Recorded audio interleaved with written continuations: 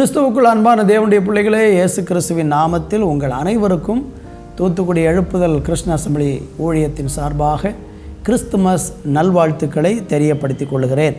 இந்த நாளிலேயும் கூட கிறிஸ்துமஸ் செய்தியை கேட்கும்படியாக ஏசாயா தீர்க்க தரிசன புஸ்தகம் 9ஆம் அதிகாரம் 6வது வசனத்தை வாசித்து இன்றைக்கு ஆண்டவர் இந்த கிறிஸ்துமஸ் நல்நாளிலே நமக்கு கொடுக்கிற தேவனுடைய வார்த்தையை கேட்கலாம். நமக்கு ஒரு பாலகன் பிறந்தார், நமக்கு ஒரு குமாரன் கொடுக்கப்பட்டார், கர்த்தருவம் அவர் தோளின் மேல் இருக்கும், அவர் நாமம் அதிசயமானவர், ஆலோசனை கர்த்தா, வல்லமையுள்ள தேவன், நித்திய பிதா, சமாதான பிரபு எனப்படும். அன்பு தேவ பிள்ளைகளே, வாசித்து கேட்ட இந்த வேதவசனத்திலே ஆண்டவராகிய இயேசு கிறிஸ்துவை இந்த உலகத்திற்கு பிதாவாகிய தேவன் கொடுத்ததனுடைய நோக்கத்தை இங்கே நம்மளால் பார்க்க முடிகிறது. என்ன சொல்லப்பட்டிருக்கிறது? நமக்கு ஒரு பாலகன் பிறந்தார், நமக்கு ஒரு குமாரன் கொடுக்கப்பட்டார். இயேசு கிறிஸ்து இந்த பூமியில் நமக்காக கொடுக்கப்பட்டார் என்று வேதம் நமக்கு சொல்கிறது. பாருங்கள், இயேசு கிறிஸ்து இந்த பூமியில் பிறந்தது யாருக்காக என்றால் நமக்கு என்று சொல்லப்பட்டிருக்கிறது. இந்த பூமியில் உள்ள ஒவ்வொரு மனிதனுக்காக ஆண்டவராகிய இயேசு கிறிஸ்துவை பிதாவாகிய தேவன் அனுப்பினார் என்பது வேதம் சொல்லக்கூடிய உண்மையாக இருக்கிறது. அவர் எதற்காக வந்தாராம்? நமக்காக வந்தார். இந்த வார்த்தையை கேட்டுக்கொண்டிருக்கிற உங்களுக்காகவும் எனக்காகவும் இயேசு கிறிஸ்து இந்த பூமி உலகத்திலே பாலகனாக பிறந்தார் என்று வேதம் நமக்கு சொல்லுகிறது. ஒருவேளை நீங்கள் கேட்கலாம், இயேசு கிறிஸ்து எனக்காக பிறந்தாரா? நான் இயேசுவுக்கும் எனக்கும் சம்பந்தமே இல்லையே, அப்போ இயேசு எனக்காக ஏன் பிறந்தார் என்று நீங்கள் கேட்பீர்கள் என்றால், இந்த பூமியிலே இருளில், பாவத்தில், சாபத்தில், பலவிதமான உலக துன்பங்களில் வாழ்ந்து கொண்டிருக்கிற ஒவ்வொரு மனிதனுடைய வாழ்க்கையிலிருந்தும் விடுதலையை கொடுப்பதற்காக இயேசு கிறிஸ்து வந்தார். நீங்கள் துன்பம் அனுபவிக்கிறீங்களா? இயேசு உங்களுக்காகத்தான் பிறந்தார். நீங்கள் வியாதியில் கஷ்டப்படுகிறீங்களா? இயேசு உங்களுக்காகத்தான் பிறந்தார். நீங்கள் பலவிதமான பாவ கட்டிலே அகப்பட்டு இன்றைக்கு வேதனை அனுபவித்து கொண்டிருக்கிறீங்களா? இயேசு கிறிஸ்து உங்களுக்காகத்தான் பிறந்தார். பூமியில் உள்ள எல்லா மனிதனுக்காகவும் ஆண்டவராகி இயேசு கிறிஸ்து இந்த உலகத்தில் பிறந்தார் என்று வேதத்திலே நம்ம பார்க்க முடிகிறது. நீங்கள் மத்தேயு எழுதின சுவிசேஷத்தில் வாசித்து பார்க்கும் பொழுது ஆண்டவராக இயேசு கிறிஸ்துவனுடைய பிறப்பை குறித்து சொல்லுகிற இன்னொரு வசனத்தை கூட உங்களுக்கு நான் சொல்ல ஆசைப்படுகிறேன். அங்கே நீங்கள் படித்து பாருங்கள். மத்தேயு எழுதின சுவிசேஷத்திலே ஆண்டவராகிய இயேசு கிறிஸ்து பிறந்ததனுடைய நோக்கம் 4:15 சொல்லப்பட்டிருக்கிறது. இருளில் இருக்கும் ஜனங்கள் பெரிய வெளிச்சத்தை கண்டார்கள், மரண இருளின் திசையில் இருக்கிறவர்களுக்கு வெளிச்சம் உதித்தது. அப்போ இயேசு கிறிஸ்து மரண இருளில் இருக்கிற மக்களுக்கு வெளிச்சத்தை தரும்படியாக வந்தார். இந்த உலகத்தில் பாவம் என்கிற இருள் எல்லா மனிதனையும் மூடி அவர்களுடைய வாழ்க்கையை அந்தகாரப்படுத்தி இருக்கிறது.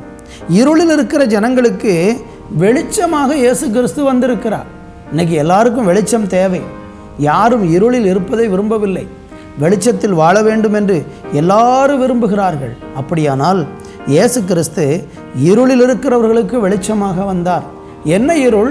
மரண இருள். அங்கே சொல்லப்பட்டிருக்கு, மரண இருளின் திசையில் இருக்கிறவர்களுக்கு வெளிச்சம் உதித்தது. அப்போ மரண இருள் எல்லாரையும் மூடி இருக்கிறது. பாவம் மனுஷன் செய்கிறதுனால அந்த மனுஷனுடைய பாவத்திற்கு ஒரு தண்டனை உண்டு. வேதம் சொல்லுகிறது, பாவம் செய்கிற ஆத்துமா சாகும், பாவத்தின் சம்பளம் மரணம் என்று ரோமர் 6ஆம் அதிகாரத்தில் கடைசி வசனத்தில் நீங்கள் பார்க்க முடியும். பாவத்தின் சம்பளம் மரணம். அப்படியானால் பாவத்தின் சம்பளமாகிய மரணம் என்கிற அந்த இருளின் பாதையில் வாழ்ந்து கொண்டிருக்கிற மனிதனுக்கு இயேசு கிறிஸ்து வெளிச்சமாக உதித்திருக்கிறார் என்று அழகாக சொல்லப்பட்டிருக்கிறது. அன்பான தேவனுடைய பிள்ளைகளே, ஆண்டவராக இயேசு கிறிஸ்து நமக்காகவே பிறந்தார். இன்னும் சில வார்த்தைகளை நான் உங்களோடு சொல்லி ஜெபிக்க விரும்புகிறேன். அங்கே ஏசாயா 9:6 மறுபடியும் சொல்லப்பட்டிருக்கிறது, கர்த்தத்துவம் அவர் தோளின் மேல் இருக்கும் என்று சொல்லப்பட்டிருக்கிறது. கர்த்தத்துவம் என்று சொன்னால் இயேசு கிறிஸ்துவனுடைய அதிகாரத்தை குறிக்கிறது. எல்லா அதிகாரத்தையும் ஆண்டவராகிய கர்த்தர் உடையவராக இருக்கிறார். பூமியின் மேல் அவருக்கு அதிகாரம் உண்டு, வானத்தின் மேல் அவருக்கு அதிகாரம் உண்டு, இயற்கையின் மேல் அதிகாரம் உண்டு, உலகத்தில் ஏற்கனவே இருந்து கொண்டிருக்கிற மனிதர்களுடைய அதிகாரத்தின் மேலும் ஆண்டவருக்கு அதிகாரம் இருக்கிறது. இன்றைக்கி தேசத்தை ஆளுகிறவங்க, உலகத்தை ஆளுகிறவங்க, பூமியிலே ரொம்ப பிரபலமாக எல்லாம் என்னுடைய கை கீழ் இருக்கிறது என்று சொல்லி மார்தட்டி கொள்ளுகிற மனிதன் மேலேயும் ஆண்டவருடைய அதிகாரம் இருக்கிறது. எல்லா அதிகாரத்திற்கும் மேலே ஆண்டவராகி இயேசு கிறிஸ்துவுடைய அதிகாரம் தோளின் மேல் இருக்கிறதாம். கர்த்தத்துவம் அவர் தோளின் மேல் இருக்கும் என்று பார்க்கிறோம். அவருடைய நாமத்தை குறித்து தொடர்ந்து சில வார்த்தைகள் அங்கே சொல்லப்பட்டிருக்கிறது. அவருடைய நாமம் அதிசயமானவர். அந்த நமக்காய் பிறந்த கர்த்தத்துவம் அதிகாரம் உள்ள ஆண்டவராகிய இயேசு கிறிஸ்துவனுடைய நாமம் எப்படிப்பட்டதாம்? அதிசயமானவர் என்று சொல்லப்பட்டிருக்கு. அவருடைய பெயர்லேயே ஒரு அதிசயத்தை பார்க்கிறோம். அவருடைய நாமம், பெயர், நாமம் என்று சொன்னால் பெயர், அவருடைய பெயரில் என்ன இருக்கிறது? அதிசயம் இருக்கிறது.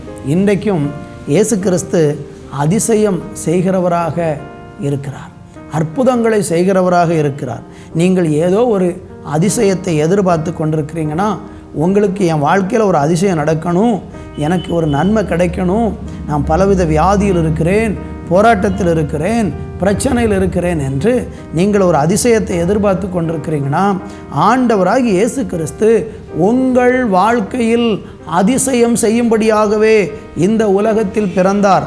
என்னுடைய வாழ்க்கையில் நான் சொல்ல முடியும், இயேசு கிறிஸ்துவனுடைய அதிசய அற்புதங்களை ஒவ்வொரு நாளும் பெற்றுக்கொண்டிருக்கிறேன், ஒவ்வொரு நாளும் அனுபவிக்கிறேன். ஏராளம் அதிசயங்களை இயேசு என் வாழ்க்கையில் செய்து கொண்டிருக்கிறார். அந்த இயேசு கிறிஸ்து உங்கள் வாழ்க்கையில் செய்ய முடியும். நீங்கள் அப்படி ஒரு அதிசயத்தை இன்றைக்கி எதிர்பார்த்து கொண்டிருக்கிறீங்கன்னா, அந்த அதிசயத்தை இயேசு கிறிஸ்து உங்களுக்கு செய்ய முடியும். எனக்கு செய்தவர் உங்களுக்கு செய்யாமல் இருப்பாரா? வியாதியாகட்டும், போராட்டமாகட்டும், எந்த ஒரு பிரச்சனையாகட்டும், நீங்கள் அதிசயத்தை காணணும் விரும்புகிறீங்களா? பைபிள் சொல்லுகிறது, உங்களை அதிசயங்களை காண பண்ணுவேன் என்று கர்த்தருடைய வார்த்தை நமக்கு சொல்லுகிறது. அதிசயங்கள் செய்கிறவர், அற்புதங்கள் செய்கிறவர். இன்றைக்கு அவருடைய அற்புதங்கள் குறையலை. இன்றைக்கு அவர் வியாதிகளை குணமாக்குகிறார். மனிதர்களால் கைவிடப்பட்ட எத்தனையோ வியாதிகளை குணமாக்கி ஜீவனோடு வைத்திருக்கிறார். உங்களுக்கும் இந்த கிறிஸ்துமஸ் நாளிலே இயேசு கிறிஸ்து ஒரு அதிசயமானவராக உங்கள் வாழ்க்கையில் வர விரும்புகிறார். யாருக்கு அவர் அதிசயம் செய்வார் தெரியுமா? அவரை ஏற்றுக்கொள்ள வேண்டும், அவரை விசுவாசிக்க வேண்டும். அவரை தங்களுடைய சொந்த இரட்சகராக யார் அங்கீகரித்து ஏற்றுக்கொள்ளுகிறார்களோ அவர்களுக்கு இயேசு கிறிஸ்து இன்றைக்கும் அற்புதம் செய்கிறவராக இருக்கிறார். இந்த வார்த்தையை கேட்டுக்கொண்டிருக்கிற என் அன்பு சகோதர சகோதரிகளே, உங்களுக்கு இன்றைக்கு ஒரு அற்புதம் வேணுமா? இன்றைக்கு ஒரு அதிசயத்தை எதிர்பார்த்து ஆவலோடு இருக்கீங்களா? ஒரு குழந்தை பாக்கியத்துக்காக கலங்கி கொண்டிருக்கீங்களா? இயேசு உங்களுக்கு அற்புதம் செய்வார். அடுத்து என்ன சொல்லப்பட்டிருக்கிறது? ஆலோசனை கர்த்தா என்று அவரை பற்றி சொல்லப்படுகிறது. ஆலோசனை கர்த்தா என்று சொன்னால், மனிதனுடைய வாழ்க்கையில் இந்த பூமியில் வாழணும்னா நமக்கு நல்ல ஆலோசனை தேவை. நீங்கள் பார்த்தீங்கன்னா, பெரிய பெரிய தேசத்தில் இருக்கிற பெரிய பெரிய ஆட்கள், ஒரு பெரிய தொழிலதிபராக இருக்கட்டும், தேசத்தை ஆளக்கூடிய ஒரு அதிகாரத்தில் இருக்கிறவங்களாகட்டும், அவங்களுக்கு எல்லாருக்கும் ஒரு ஆலோசனைக்கு ஆட்கள் இருப்பாங்க. பழைய காலத்திலலாம், ராஜாக்களின் காலத்தில் அரண்மனையில் பாருங்கள், ராஜாக்களுக்கு ஆலோசனை சொல்லுகிற மந்திரிகள் இருப்பாங்க. அவங்களுக்கு எல்லா ஆலோசனையும் ரொம்ப நல்லா தெரியும். ஒருவேளை ராஜாவுக்கு ரொம்ப ஆலோசனை சொல்லக்கூடிய ஞானம் இல்லாமல் இருக்கும், ஆனால் மந்திரிகளிடத்தில் கேட்பாங்க, அவங்க நல்ல ஆலோசனை கொடுப்பாங்க. யுத்தத்தை குறித்து, நாட்டை ஆளுகிறதை குறித்து, ஜனங்களை குறித்து ஆலோசனை கொடுப்பார்கள். இன்றைக்கி நல்ல ஆலோசனை கிடைக்காம மனுஷர்கள் கண்ணீரில், பிரச்சனையில், வேதனையில் சிக்கி கொள்ளுகிறாங்க. நான் உனக்கு போதித்து நீ நடக்க வேண்டிய வழியை உனக்கு காட்டுவேன், உன்மேலும் கண்ணை வைத்து உனக்கு ஆலோசனை சொல்வேன் என்று ஆண்டவர் சொன்னாரே. உங்களுக்கு ஆலோசனை கர்த்தராக அவர் இருப்பேன். அதற்காகத்தான் இயேசு இந்த பூமிக்கு வந்தார், நமக்கு ஆலோசனை தருகிறவர், நல்ல போதகராக. அனுதினமும் உங்களுடைய வழி பிசகாமல், உங்கள் வாழ்க்கையில் குழப்பம் இல்லாமல் நிறைவான ஒரு வாழ்க்கையை தந்து ஆசீர்வதிக்கப்பட்ட ஒரு வாழ்க்கையை நீங்கள் அடைவதற்கு உங்களுக்கு நல்ல ஆலோசனை சொல்லக்கூடிய ஆலோசனை கர்த்தாவாக ஆண்டவர் இருக்கிறார். மறுபடியும் என்ன சொல்லப்பட்டிருக்கிறது? வல்லமை உள்ள தேவன். அவருடைய வல்லமை பூமி எங்கிலும் விளங்குகிறது. அவருடைய வல்லமையினால தான் வானம் உண்டாக்கப்பட்டது. அவருடைய வல்லமையினால பூமி படைக்கப்பட்டது. அவருடைய வல்லமையினால தான் மனுஷனை உண்டாக்கினார். இன்றைக்கு காணாத எல்லாவற்றையும் தேவன் தம்முடைய வல்லமையினாலே உண்டாக்கினார். அவருக்கு எல்லாம் செய்ய வல்லமை உண்டு. அவருடைய வல்லமை குறையலை. அவர் இன்றைக்கும் ஜீவனோடு இருந்து அவருடைய வல்லமையை வழங்க பண்ணுகிறார். அடுத்து சொல்லப்படுகிறது, அவர் நித்தியமான பிதாவாம். தேவன் நித்தியமானவர். அவர் நேற்று தொடங்கி ஆரம்பித்து இன்றைக்கு முடிகிறவர் அல்ல. ஆதியாம் புஸ்தகத்தில் படித்தாலும் வெளிப்படுத்தின விசேஷத்திலே வாசித்தாலும் நம்முடைய தேவனாகிய கர்த்தர் அவர் நித்தியமானவராக இருக்கிறார் என்று வேதம் சொல்லுகிறது. நித்திய காலமாக இருக்கிறவர். அவருக்கு அழிவு என்பது இல்லை. இன்றைக்கு உலகத்தில் நிறைய தெய்வங்களாக, அவதாரங்களாக, தெய்வ பிறப்பாக பல மனிதர்களை சொல்கிறாங்க. ஆனால் அவங்களுக்கெல்லாம் ஒரு துவக்கம் இருக்கிறது, ஒரு முடிவு இருக்கிறது. ஒரு நாள் அவங்கள ஆரம்பித்து ஒரு நாள் அவங்க முடிச்சிருவாங்க. ஆனால் இயேசு கிறிஸ்து நித்திய பிதாவாக இருக்கிறார். நித்திய காலமாக இருக்கிறார். அவருக்கு துவக்கமில்லை, அவருக்கு முடிவில்லை. உலகமெல்லாம் உண்டாக்கப்படுவதற்கு முன்பதாகவே இயேசு கிறிஸ்து இருக்கிறார். தேவன் இருக்கிறார். அவர் நித்திய பிதா. எனவே தான் அவரை விசுவாசிக்கிற பிள்ளைகளுக்கும் ஆண்டவர் என்ன நன்மைகளை கொடுக்கிறார் என்றால், நமக்கு ஒரு நித்திய வாழ்வை தருகிறார். அவர் சொல்லுகிறார் யோவான் சுவிசேஷத்திலே 6ஆம் அதிகாரத்தில் படிக்கும்பொழுது, என்னை விசுவாசிக்கிறவனுக்கு நித்திய ஜீவன் உண்டு என்று சொல்லுகிறார். தேவன் நித்தியமானவராக இருக்கிறது போல நம்மளையும் ஆண்டவர் நித்திய காலமாய் வாழ்வதற்காகத்தான் படைத்திருக்கிறார். கொஞ்ச காலம் ஒரு மிருகத்தை போல, பறவையைப் போல மறைஞ்சு மாண்டு போகிறதுக்காக தேவன் நம்மளை படைக்கவில்லை. தேவன் நம்மளை படைத்தது நித்திய காலமாக வாழ்வதற்கு. எங்கே அந்த நித்திய வாழ்வு நமக்கு கிடைக்கும்? இந்த பூமியில் அல்ல, அது பரலோகத்தில் தேவன் நமக்கு ஆயத்தப்படுத்தி வச்சிருக்கிறார். ஒரு நித்திய வீடு பரலோகத்தில் நமக்கு உண்டென்று வேதம் சொல்லுகிறது. ஆண்டவராகிய கர்த்தர் நமக்கு ஒரு நித்திய வீட்டை ஆயத்தப்படுத்தி வச்சிருக்கிறார். நீங்கள் யோவான் சுவிசேஷம் 14ஆம் அதிகாரத்தில் 4வது வசனத்தை படித்து பாருங்கள், 6வது வசனத்தை படித்து பாருங்கள். இங்கெல்லாம் வேதம் என்ன சொல்லுகிறது என்றால், இயேசு கிறிஸ்து நமக்காக ஒரு நித்திய வீட்டை ஆயத்தப்படுத்த போயிருக்கிறார். அங்கே நாம் என்றென்றைக்கும் அவரோடு கூட வாசம் பண்ண போகிறோம். தேவனாகிய கர்த்தர் நித்தியமானவர். எனவே நீங்கள் அவரை விசுவாசித்தால் உங்களுக்கும் அந்த நித்திய ஜீவனை ஆண்டவர் தருவார். அந்த நித்திய ஜீவனை நீங்களும் பெற்றுக்கொள்ள முடியும். இன்றைக்கு இயேசுவை விசுவாசித்து பாருங்கள். ஒரு நித்திய வாழ்வை தருவதற்காகவே இயேசு இந்த உலகத்தில் பிறந்தார். அடுத்து என்ன சொல்லப்பட்டிருக்கிறது என்றால், சமாதான பிரபு என்று பார்க்கிறோம். இன்றைக்கி உலகத்தில் எங்கு பார்த்தாலும் சமாதானம் என்பது இல்லை. எல்லாம் இருக்கிறது. பணம் உண்டு, பொருள் உண்டு, ஐஸ்வர்யம் உண்டு, வசதி வாய்ப்புகள் எல்லாம் இருக்கிறது. ஆனால் எல்லாம் இருந்தும் நிறைய பேருடைய உள்ளத்தில் சமாதானம் இல்லை. இந்த செய்தியை கேட்கிற நீங்கள் இந்த கிறிஸ்மஸ் நாளில் கூட உங்களால் சமாதானம் இருக்க முடிகிறதா? பாருங்கள், இன்றைக்கி கூட எத்தனையோ வீடுகளில் சமாதானம் இல்லை. சண்டை, குடித்து விட்டு வெறித்து விட்டு கிறிஸ்துமஸ் என்று சொல்லி அந்த பேரில் வெறி கொண்டு மதுபானம் பண்ணி சண்டை, கலகங்கள், சமாதானம் இல்லாத எத்தனை குடும்பங்கள். இந்த வார்த்தையை கேட்கிற நீங்கள் சமாதானம் இல்லாமல் இருக்கிறீங்களா? இன்றைக்கி இயேசு கிறிஸ்து சமாதான பிரபுவாக வந்திருக்கிறார். அவர் உங்கள் வீட்டுக்குள்ளே வந்தால் சமாதானம் உண்டாகும். அவரை ஏற்றுக்கொண்டால் உங்களுக்கு சமாதானம் உண்டாகும். யோவான் சுவிசேஷம் 16ஆம் அதிகாரத்தில் படித்து பாருங்கள். நான் என்னுடைய சமாதானத்தை உங்களுக்கு வைத்துவிட்டு போகிறேன், என்னுடைய சமாதானத்தையே உங்களுக்கு கொடுக்கிறேன். உலகம் கொடுக்கிற பிரகாரம் நான் கொடுப்பதில்லை, என்னுடைய சமாதானத்தை உங்களுக்கு தருகிறேன் என்று ஆண்டவராய் இயேசு கிறிஸ்து அவருடைய சமாதானத்தை நமக்கு வாக்கு பண்ணியிருக்கிறார். இந்த வார்த்தையை கேட்டுக்கொண்டிருக்கிற நீங்கள் சமாதானம் இல்லாமல் இருக்கிறீர்களா? இன்றைக்கு சமாதானத்தை தேடி அலைகிறீர்களா? சமாதானத்தை இழந்து விட்டீர்களா? உங்களுக்கு இயேசு கிறிஸ்து சமாதான பிரபுவாக இந்த உலகத்தில் பிறந்திருக்கிறார். அருமையானவர்களே, கிறிஸ்துமஸ் என்று சொன்னால் இயேசு கிறிஸ்துடைய பிறப்பை நினைவு கூறுகிறோம். இயேசு கிறிஸ்துடைய பிறப்பை கொண்டாடுகிறோம்.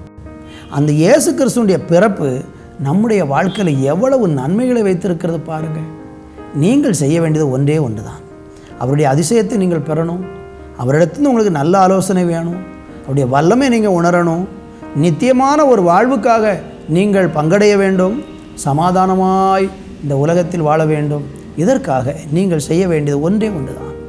இந்த இயேசுவை உங்களுடைய ஆண்டவரும் உங்களுடைய இரட்சகரும் கர்த்தருமாக ஏற்றுக்கொண்டு உங்களுடைய பாவங்களை அவரிடத்தில் அறிக்கையிட்டு உங்கள் பாவங்களை விட்டு நீங்கள் மனம் திரும்ப முன் வந்தால் இயேசு கிறிஸ்து மெய்யாகவே உங்கள் உள்ளத்தில் பிறந்து உங்களை மகிழ்ச்சியாக்குவார். கர்த்தர் இந்த கிறிஸ்துமஸ் நாளிலே உங்களையும் உங்கள் குடும்பத்தாரையும் மகிமையாய் நிரப்பி ஆசீர்வதித்து கிறிஸ்துவின் பிறப்பினால் உண்டாகிற எல்லா நன்மைகளையும் தந்து ஆசீர்வதிப்பாராக என்று சொல்லி உங்களை அன்போடு கூட நான் வாழ்த்துகிறேன், உங்களுக்காய் ஜெபிக்கிறேன். நல்ல பிதாவே, இந்த நல்ல வேளைக்காக நன்றி. இயேசு கிறிஸ்துவின் பிறப்பை குறித்த, அந்த பிறப்பில் இருக்கிற மகிமையை குறித்த ஒரு செய்தியை கேட்க கர்த்தர் எங்களுக்கு உதவி செஞ்சீங்கப்பா. நீங்கள் ஆலோசனை சொல்லி நீர் எங்களுக்கு வல்லமை உள்ள தேவனாக, சமாதான பிரபுவாக, நித்திய பிதாவாக, ஆண்டவரே அப்பா அதிசயமானவராக ஒவ்வொருவருடைய வாழ்க்கையிலையும் நீங்கள் கடந்து வந்து உங்கள் பிள்ளைகளை இன்றைக்கு ஆசீர்வதியும் என்று ஜெபிக்கிறேன். அப்படி செய்கிற நல்ல கிருபைக்காய் நன்றி. தொடர்ந்து கூட இரும். இயேசு கிறிஸ்துவின் நாமத்தில் பிதாவே. ஆமென், ஆமென்.